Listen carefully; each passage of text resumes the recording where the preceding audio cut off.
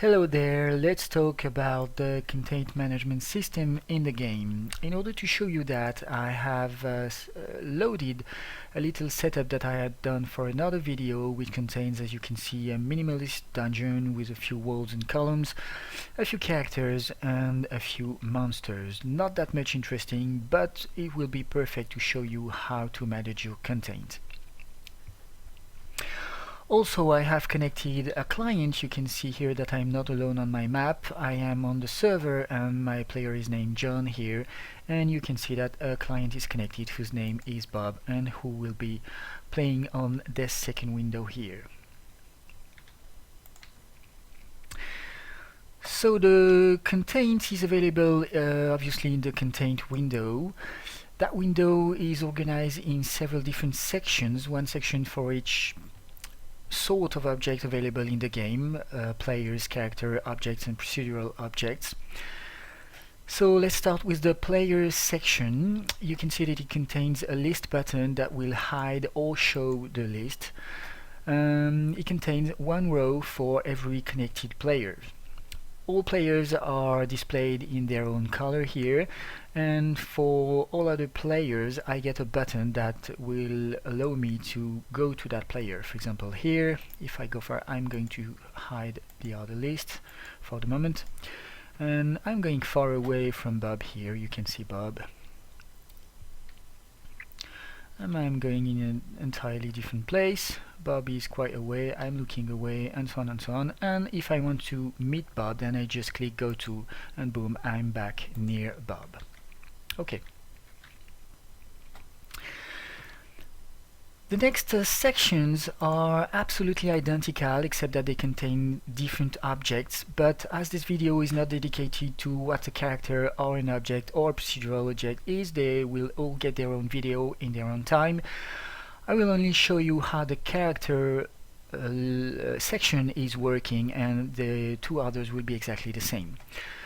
So the section contains, first of all, a list button. As you can see, it can hide or show the list in case you need room on your screen.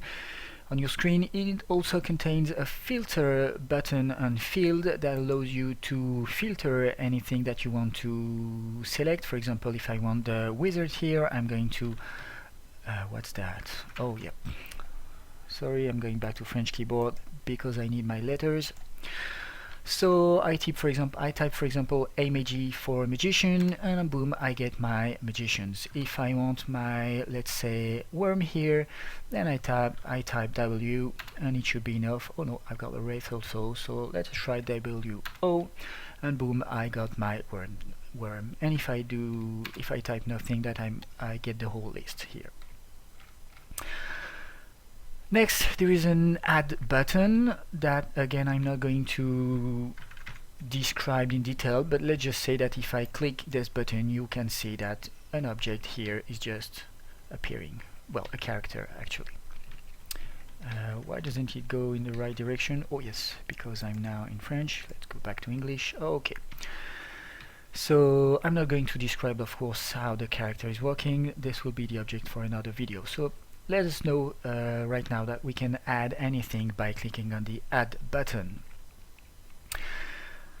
Next, for each object that is displaying the list, you've got one row, and this row contains 3 buttons. The first button is the name of the character here. The second button is a bring here button that will bring the character in front of us, and the last button is a go to button. For example, you can see that my brand new character here is going away, and if I want to bring it back to me here, I just click bring here, and it's here back again. And if I want to go to it, let's put him a little bit away. Alright, and I want to go to it, and here I am. Alright. Last is the character button. The name is clickable, and if you click on the name, I'm going to hide those lists here. If you click on the name of the character or the object or the procedural object, then you've got a new window appearing which contains all its properties, and that will allow you to manage all these properties. Again, I'm not going to go into the details of those windows. They will be the object of their own video. but it's the way you can show or hide those windows. That's pretty much it. The last thing I need to tell you is that the rows are sort of color coded. You can see that if I'm controlling a character, the character name here is displaying in my own color. I'm John here in light purple. You can see that the character that I am controlling, character 8 that I just created, is displayed in light purple.